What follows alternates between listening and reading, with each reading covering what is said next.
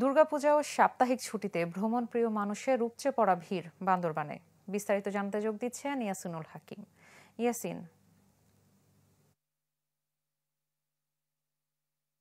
মেঘলা পর্যটন স্পট আমরা সকাল থেকে মেঘলা, নীলাচল, চড়ুইপাড়া, প্রান্তিক লেক সহ বিভিন্ন পর্যটন স্পটগুলো দেখেছি পর্যটকে মুখরিত হয়েছে। বিশেষ করে টানা এই ছুটিতে 30 তারিখ থেকে শুরু করে আগামী 5 তারিখ পর্যন্ত বিভিন্ন হোটেলগুলোতে 70 থেকে 80% বুকিং রয়েছে এবং আগামীকাল পর্যন্ত শুক্রবার যেহেতু শনিবার রয়েছে, এই শনিবারে প্রায় 100% বুকিং রয়েছে বান্দরবানের হোটেলগুলোতে।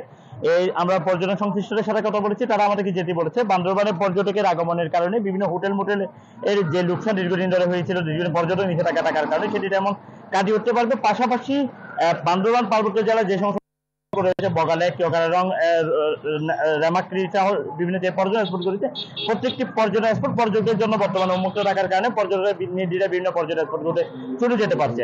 আমরা কথা বলেছি টুরিস্ট পুলিশের সাথে। টুরিস্ট পুলিশ আমাদেরকে বলছে টুরিস্টদের নিরাপত্তার জন্য বান্দরবানে যে সমস্ত পর্যটন স্পটগুলো রয়েছে প্রত্যেকটি পর্যটন স্পটের বাড়তি নিরাপত্তার পাশাপাশি টুরিস্টরা যাতে কোনো রকমের হয়রানির শিকার না হয় সেজন্য বিভিন্ন নজরদারিও রাখা হয়েছে। আমরা কথা বলেছি জেলা প্রশাসনের সাথে।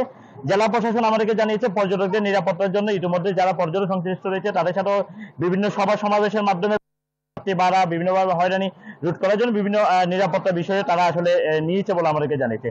সব মিলিয়ে কিন্তু আসলে এই টানা ছুটিতে পর্যটকে মুখরিত হয়েছে পর্যটন নগরী বান্দরবান। বিশেষ করে বলতে গেলে আগামী যে 5 তারিখ রয়েছে 5 তারিখ পর্যন্ত হোটেলগুলোতে 70 থেকে 80% বুকিং রয়েছে এবং এখনো পর্যন্ত বান্দরবানের বিভিন্ন হোটেলগুলো কানায় কানায় পরিপূর্ণ হয়েছে। পর্যটকদের নিরাপত্তার জন্য বান্দরবানের সেনাবাহিনী, পুলিশ, বিজিবি সহ জেলা প্রশাসন বিভিন্ন জন তারাও জানিয়েছে এবং সব মিলিয়ে পর্যটকের দীর্ঘদিনে যে লোকসান হয়েছিল সেদিকেও তারা আসলে কাটিয়ে উঠতে পারবে বলে আমাদেরকে জানিয়েছে পর্যটন সংশ্লিষ্টরা। দর্শক, বান্দরবান থেকে আমাদের সাথে সরাসরি যুক্ত ছিলেন সহকর্মী ইয়াসিনুল হাকিম।